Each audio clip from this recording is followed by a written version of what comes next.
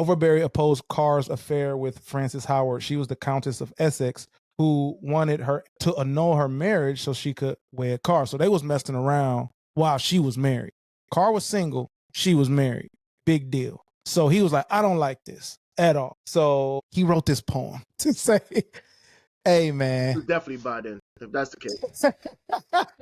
Yeah, he wrote this poem to say, hey, man, this countess she's married. And so let me, instead of, let's see. And he published it, though. This is what a woman that, and it's all the things that the countess was not, basically. And so he got in prison. So Overbury, he resisted like them putting them together, and he was seen as an obstacle because he was in like King James' ear. So like, you know, he was in that. He had to go. So if he didn't like it, it was enough of an obstacle for some to happen. So powerful courtiers like Howard and her allies arranged to have him sent to the Tower of London, which is basically like one of the worst like prisons at the time. Right. So while in jail, he was slowly poisoned with substances like copper, vitriol, and arsenic, which were administered by keepers bribed by the Countess Howard and her accomplices. So he died actually this month in 1613. He died in September 1613. Is that what? So remember, he wrote the poem in 1613 and died. And so, like, this trouble off top. So the trial, now then his murder brought a trial and it was scandalous. So it was like a conspiracy, and Frances Howard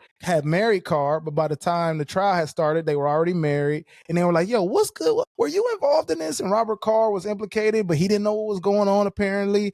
And there were several accomplices, and both Frances and Carr were convicted of murder, but they were not executed. And then in the same tower, then they were later pardoned. And so it was deemed the Overbury affair. Like it wasn't even, they called it the affair of the man that wrote the poem. That wasn't even, look, that sounds like a cover-up. It sounds like and it was to make it look like it.